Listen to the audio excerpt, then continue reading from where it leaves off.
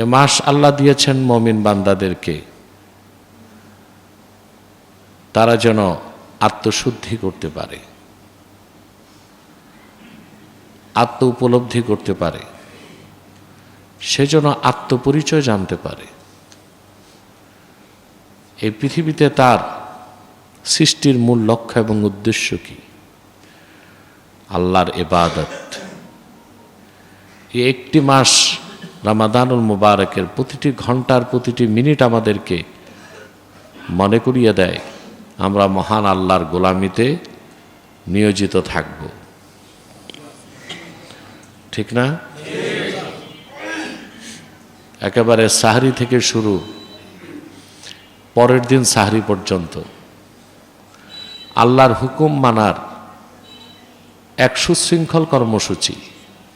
সুবহানাল্লাহ।